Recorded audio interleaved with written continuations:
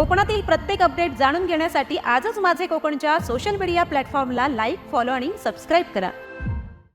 कणकवलीतील कासार्डे गावातील अवैध सिलिका वाळू उत्खननातून शासनाचा कोट्यवधी रुपयांचा महसूल बुडीला जात आहे। हजारो हेक्टर जमिनीतील सिलिकाचे उत्खनन करून 100 ते 200 फुटापर्यंत खोल जमिनी खोदून पर्यावरणाचा देखील ऱ्हास केला जात आहे। त्याबाबत वारंवार तक्रार करून आणि निवेदने देऊनही प्रांत अधिकारी जगदीश कातकर व तहसीलदार दीक्षांत देशपांडे यांनी कोणतीही कारवाई केली नाहीये।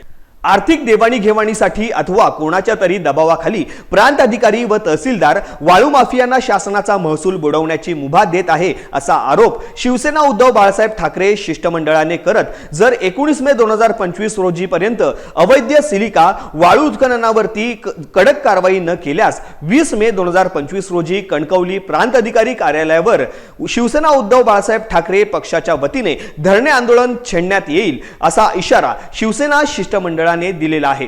त्याबाबतचे पत्र प्रांत अधिकारी यांना देण्यात आले। तसेच सीएमओ कार्यालयाकडे देखील सर्व पुरावे देऊन तक्रार करणार असल्याचे शिवसेना शिष्टमंडळाने स्पष्ट केले आहे। म्हणजे शासनाचा आपण महसूल 2-3 वर्ष त्यांना मुभाच दिले ना, काय त्याचे महसूल नाही म्हटल्यावर महसूल तिकडे काय महसूलकडे आला की झाला कुठल्याही मार्गाने साहेब आम्ही तुमच्यावर एलिगेशन आम्ही 22 तुम्ही सगळं आम्हाला हे देताय स्पेस देताय एलिगेशन करायला। म्हणजे जे काही सांगितलं त्याप्रमाणे मी तुम्ही त्यांना विचारा आमच्या समोर काय केलं बोलवा त्यांनी पत्र पाठवलं ना आम्हाला सांगा की आम्ही बोलवता येत नाही असं सांगा काय मग बोलवा आम्हाला पण करून द्या। आता एवढ्या मोठ्या गावात तलाठी नाही म्हटल्यावर विषय संपला। मग ते कालचे 2 लाख तरी एक द्या ते काही कासार्डे एक गाव नाही, 6-7 गाव जे आहेत कासार्डे प्रमुख आहे, तक्रारीचं गाव आहे, सातत्याने तक्रारी होत आहेत कासार्ड्यामध्ये। सर्कल तरी आहे तराळ सर्कल मध्ये साहेब आणि म्हणजे तुम्हाला आम्ही काय हे नाही आमची व्यक्तिशः नाही, पण साहेब आता कालचं तर बघितलं आम्ही सीएमओ कार्यालयाकडे तक्रार केली आणि सीएमओ कार्यालयाने दखल घेतली। काही इकडे लोक पण सांगत होते की ते करू नका म्हणून, तरी पण सीएमओ झालं नाही का? आता उद्या हे सगळे पुरावे आहेत, आम्ही सगळे सीएम मुख्यमंत्र्यांकडे आम्ही जाऊन भेटू ना आम्ही भेटू। काय माहिती आहे आम्हाला काय कोणाची रिलेशन खराब करायची तुम्ही सांगत नाही ना की बाबा तुम्ही अंतर घ्या रोषाने घ्या। शासन निर्णयामध्ये सध्या आता मी माहिती चौकशी केली ग्रीडवर, सध्या तिथे चालू नाही असंच मंडळ अधिकाऱ्यांनी